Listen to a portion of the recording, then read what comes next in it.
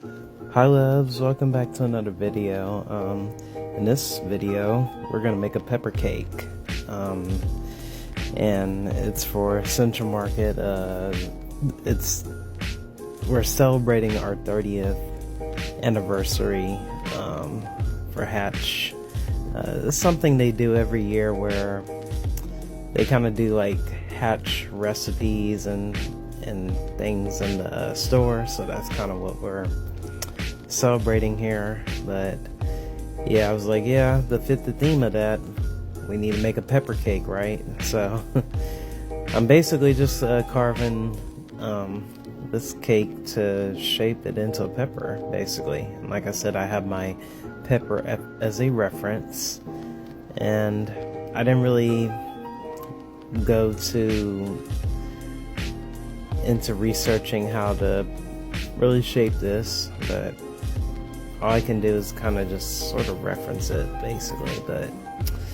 And that's what I did. I just kind of looked at the pepper, and since it has like those curves and weird shapes and things like that, I was like, well, I can probably make some grooves in it and add some extra cake on it to make it a little sort of those grooved edges on the top and stuff. So that's what I'm kind of mimicking here by taking a little cake and mixing it with a little icing to make a little cake pop. And I do the same thing actually for the little stem as well, because I was gonna do that out of like cupcake and carve it out, but I'm like, well, it's probably better if I just use a cake pop, and it worked so perfectly. So I did not have no problems with this. But yeah, like I said, we don't really do custom cakes like this. This was actually only a display cake. So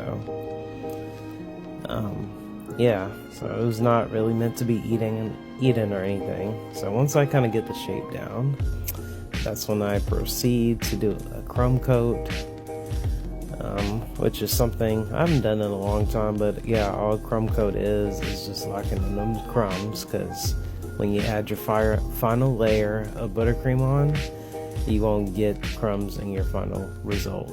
So once you add the color on, and then that's why I'm doing the white, because once I put the color on, it's more,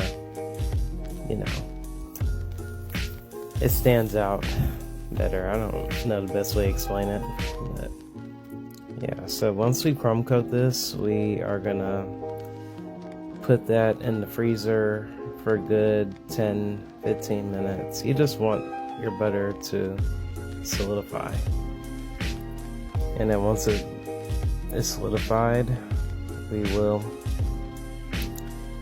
use something called what I'm using right here is like acetone tape. It's like clear tape, and it's like a strip basically, and you just take some scissors and cut off a portion of it. But I cut it way too big, and I couldn't find my scissors nearby, so I just did the best I could. But when I did do this again, I made sure I cut it the appropriate size, like sort of fit in my hands, if that makes sense. So yeah, doing it that way, it was a little awkward, but I worked with it. But yeah, I definitely always want to take advantage of recording when I do cakes like these. And I have some already prepared burgundy buttercream, and then I also have a bright red buttercream, since I was going for a red pepper. You can make it green, obviously, if you want to, but there's a lot of red peppers as well. So I was just going for a red pepper. And yeah, this is going to be our final coat of icing. But you want to make sure you add a generous layer of